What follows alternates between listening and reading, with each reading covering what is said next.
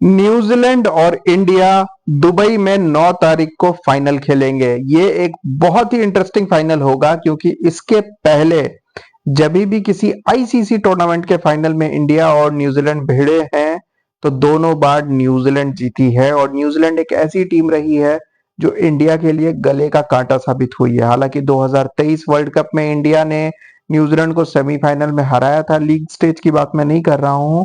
और यहाँ पर भी इंडिया ने अभी 4 दिन पहले ही न्यूजीलैंड को हराया है, लेकिन फाइनल के दिन आपको एक अलग न्यूजीलैंड मिलेगी और न्यूजीलैंड की टीम एक बहुत ही मोटिवेटेड टीम है जिसमें कि बहुत सारे मैच विनर्स हैं। कोई बहुत बड़ा एक ऐसा प्लेयर नहीं है जिसपे ये न्यूजीलैंड टीम डिपेंडेंट है। इसके ग्लेन फिलिप्स हो, माइकल ब्रेसवेल हो, डैरेल मिचेल हो, टॉम लेथम हो, केन विलियमसन हो, रचिन रविंद्रा, तो ऑफ कोर्स 5वीं आईसीसी 100, कैन यू इमेजिन। और रचिन रविंद्रा भी, I mean you can easily say कि केन विलियमसन का एक like to like replacement New Zealand को मिल चुका है, बल्कि एक बेटर वर्जन मैं इस वे में कहूंगा कि इम्पैक्ट रचिन रविंद्रा का ज्यादा रहता है। रचिन रविंद्रा तेज बैटिंग करते हैं, केन विलियमसन की स्ट्राइक रेट कई बार एक इश्यू बन जाती है, लेकिन रचिन रविंद्रा एक जबरदस्त बैट्समैन है। और मैं कह सकता हूं कि जिस तरीके से शुभमन गिल आईसीसी टूर्नामेंट्स में फ्लॉप होते हैं या बाकी भी किसी टीम में अभी कोई ऐसा यंगस्टर नहीं आया है जो इतना कंसिस्टेंट रहा हो, तो इट्स सेफ टू से कि रचिन रविंद्रा आने वाले टाइम के एक बहुत बड़े सुपरस्टार बनने वाले हैं न्यूजीलैंड के। और ओडीआई क्रिकेट में, या मैं ऐसा कहूं कि व्हाइट बॉल क्रिकेट में, ये बहुत सारे रिकॉर्ड तोड़ने वाले हैं न्यूजीलैंड के लिए, तो ये गलत नहीं होगा।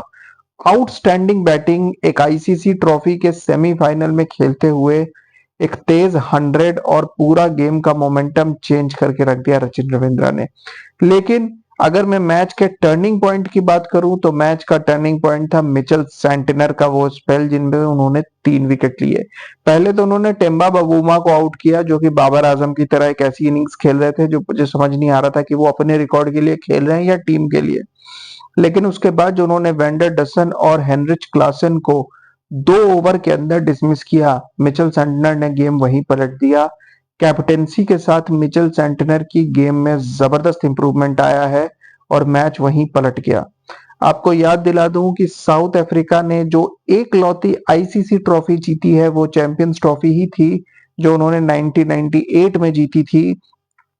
और आईसीसी चैंपियंस ट्रॉफी का एक फाइनल इंडिया और न्यूजीलैंड के बीच इसके पहले भी हो चुका है साल 2000 में, और वहां पर भी न्यूजीलैंड ने इंडिया को हराया था और वो न्यूजीलैंड की भी पहली आईसीसी ट्रॉफी थी। तो साउथ अफ्रीका और न्यूजीलैंड दोनों ने सबसे पहले आईसीसी ट्रॉफी ही जीती थी, जो कि व्हाइट बॉल में इन दोनों की इकलौती आईसीसी ट्रॉफीज है। न्यूजीलैंड ने बाद में of course world test championship के फाइनल में भी इंडिया को हराया था और वहां पे भी न्यूजीलैंड ने दूसरी आईसीसी ट्रॉफी जीती थी। तो न्यूजीलैंड जो दोनों बार आईसीसी ट्रॉफी जीती है, दोनों बार इंडिया को हराया है। तो इंडिया के लिए एक बड़ा चैलेंज होने वाला है। इंडिया के पास एक गोल्डन अपॉर्चुनिटी है कि इंडिया अपनी दूसरी आईसीसी ट्रॉफी जीत सकता है 1 साल के अंदर। और जो 11 साल का एक बहुत बड़ा गैप आया था इंडिया के लिए 2013 की चैंपियंस ट्रॉफी से लेके 2024 के टी20 वर्ल्ड कप के अंदर, वो कुछ हद तक अगर इंडिया ये चैंपियंस ट्रॉफी जीत जाता है तो बहुत हद तक आप कह सकते हो कि India would make up for it.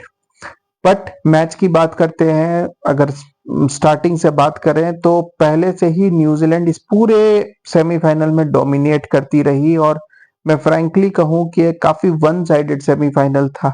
India और ऑस्ट्रेलिया का सेमीफाइनल फिर भी कुछ हद तक एक क्लोज गेम था, लेकिन ये बहुत ही ज्यादा वन साइडेड सेमीफाइनल था। टॉस भी न्यूजीलैंड ने जीता, पहले बैटिंग किया।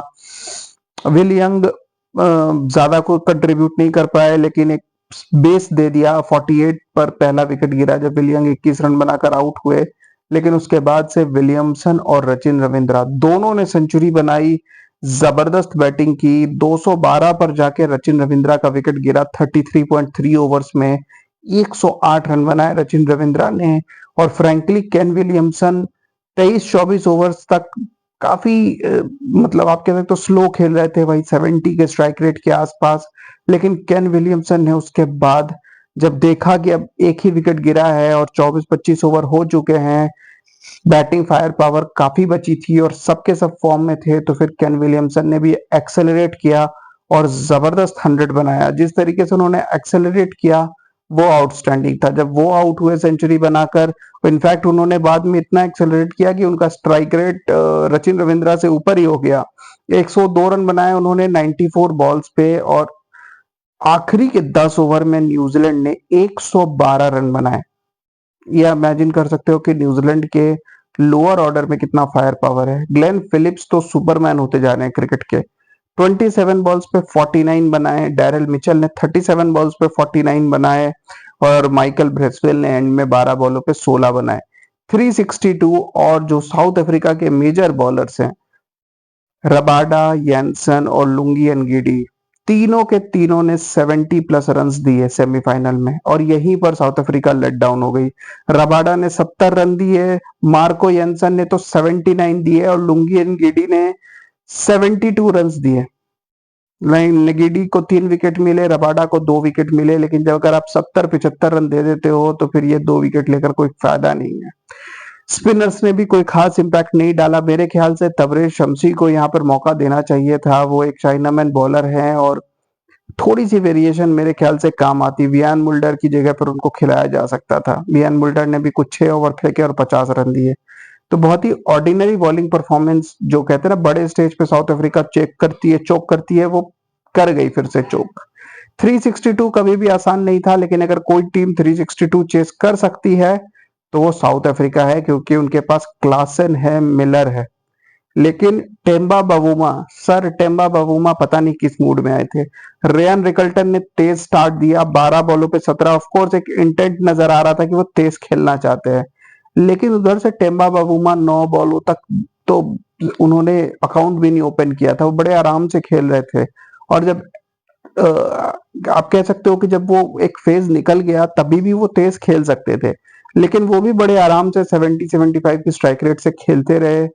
वैंडरडुसन ने थोड़े बहुत अटैकिंग शॉट्स खेले, लेकिन जब रिक्वायर्ड रन रेट स्टार्टिंग से ही 7 प्लस है तो आप ये 5 रन पर ओवर 6 रन पर ओवर से नहीं खेल सकते हो। लास्ट में फिर बहुत ज्यादा टास्क बच जाता है, और यहीं पर साउथ अफ्रीका फंस गई।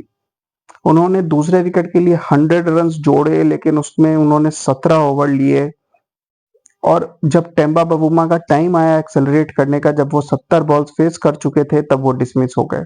और उसके बाद मिचेल सेंटनर ने वैंडरडुसन को 69 पे डिसमिस किया, और हेनरिच क्लासन सिर्फ 3 रन बनाकर आउट हो गए। इसके पहले हेनरिच क्लासन ने लगातार कुछ 5 हाफ सेंचुरीज बनाई थी, उसमें से 2-3 इनिंग्स तो 90 प्लस की थी। तो हेनरिच क्लासन से बहुत एक्सपेक्टेशंस थी, पिच भी बिल्कुल फ्लैट थी, लेकिन हेनरिच क्लासन आउट हो गए और मैच वहीं पलट गया। चौथी विकेट गिरी 167 पे 29 ओवर्स में, और फिर ऑलमोस्ट 200 रन चाहिए था 21 ओवर में, और वो बनने नहीं थे। हार की रिस्पॉन्सिबिलिटी बहुत हद तक मैं कहूंगा टेम्बा बावुमा को लेनी चाहिए, और मैं कहूंगा कि वैसिड वैंडरडुसन ने भी कोई बहुत इंपैक्टफुल इनिंग्स नहीं खेली रिक्वायर्ड रन रेट के हिसाब से। एडन मार्करम ने बाद में आके एक्सेलरेट करने की कोशिश की, लेकिन वो भी डिसमिस हो गए, और फिर लोअर ऑर्डर पूरी तरीके से कोलैप्स कर गया। डेविड मिलर ने इस मौके का फायदा उठाया, और एंड में जाकर जब मैच ऑलमोस्ट डेड हो चुका था, क्योंकि 40 ओवर में साउथ अफ्रीका के 218 पर 8 विकेट गिर चुके थे, और आखिरी के 10 ओवर में 150 रन के आसपास चाहिए थे, मगर डेविड मिलर टेल के साथ खेलते हुए उन्होंने एक तरीके से आप कह सकते हो कि इंश्योर किया कि साउथ अफ्रीका ऑल आउट ना हो। I mean this is just for personal record, doesn't matter, क्योंकि मैच तो बहुत पहले डेड हो चुका था।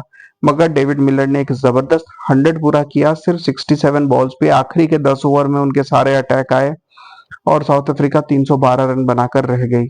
तो ओवरऑल साउथ अफ्रीका के लिए एक और डिसअपॉइंटिंग आईसीसी कैंपेन, लेकिन उनके पास एक मौका है। वर्ल्ड टेस्ट चैंपियनशिप का फाइनल वो खेलने वाले हैं ऑस्ट्रेलिया के साथ, और ये एक बहुत बड़ा मौका। अगर वो ऑस्ट्रेलिया को हरा कर वो ट्रॉफी ले लेते हैं तो मेरे ख्याल से उनको जो कॉन्फिडेंस बूस्ट मिलेगा आने वाले टाइम में, वो बहुत सारी आईसीसी ट्रॉफीज जीतेंगे। अब रहा फाइनल का सवाल, तो इंडिया वर्सेस न्यूजीलैंड मेरे ख्याल से इस टूर्नामेंट की 2 बेस्ट टीम्स फाइनल में खेल रही है, और फ्रैंकली इस time it's difficult to pick कौन सी टीम जीतेगी। न्यूजीलैंड के पास भी अच्छे स्पिनर्स हैं, क्वालिटी स्पिनर्स हैं, बढ़िया डीप बैटिंग करते हैं। Same goes with India, India भी नंबर 7-8 तक बैटिंग करते हैं, अच्छे स्पिनर्स हैं। एक बहुत एक्साइटिंग फाइनल होने वाला है। फिंगर्स क्रॉस्ड कि फाइनल में इंडिया इस बार इवेंचुअली न्यूजीलैंड को हरा दे। Keep watching guys, thank you.